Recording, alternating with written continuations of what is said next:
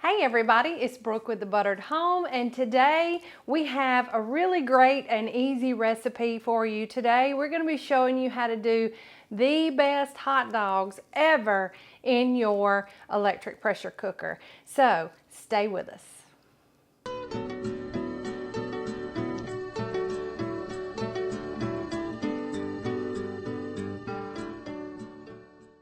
So we start with some really good ingredients.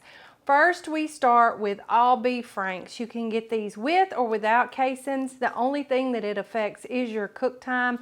These have casings, so they'll have a little longer of a cook time, but it's still not much. Then we add to that 1/4 a cup of diced onion. So I'm gonna go ahead and get started. Because we're going to add garlic and some seasonings to that as well to make a really good hot dog. Now if you have a trivet, and I can't find mine, you can place your hot dogs on a trivet, but if not, they can go directly into the pot of your Instant Pot. Make sure you always have this in before you start adding things. Ask me how I know. Then we're going to add in 1/4 cup of diced onion, and then 1/8 cup of minced garlic. And I buy the garlic already minced. You can mince it yourself. That works good too. Then we're going to add in about 1/8 teaspoon of chili powder. Trust me on this, they don't taste like tacos. They are very good. Now we're going to add in 12 ounces of room temperature beer right over the top. Right over the top, just like that. Voila, there you go. These will be the best tasting hot dogs you will ever have. So now we're just going to fit our lid on and make sure that it's locked in place. Make sure that the vent is set to seal or pressure cook, depending on your model. And then we want to set this to pressure cook for 3 minutes. Now we're just gonna let it do its thing, and then we'll be back as soon as the pressure naturally releases for about 5 or 10 minutes and show you how perfect these guys are. So stay with us.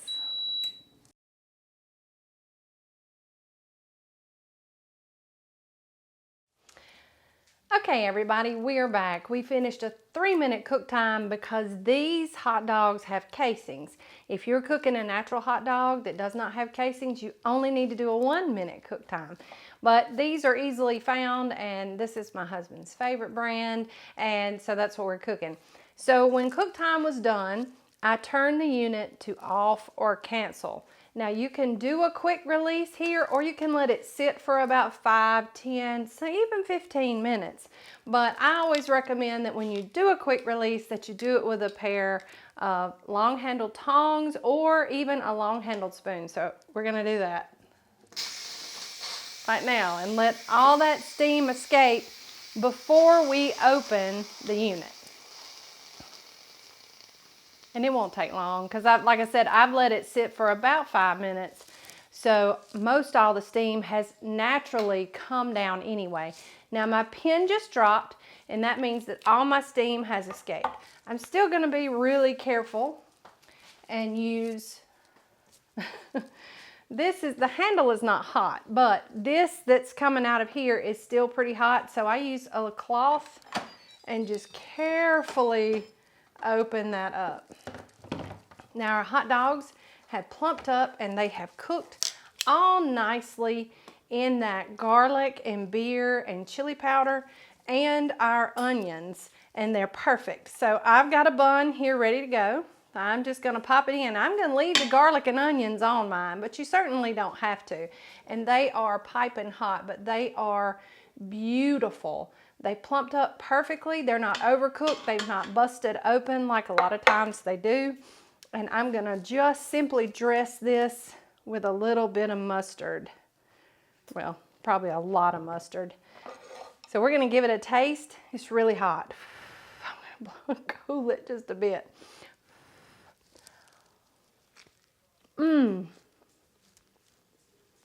Juicy.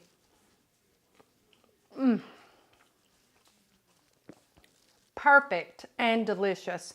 The best hot dog, full of flavor, full of everything you want in a steamed hot dog, just like at the ballpark every single time.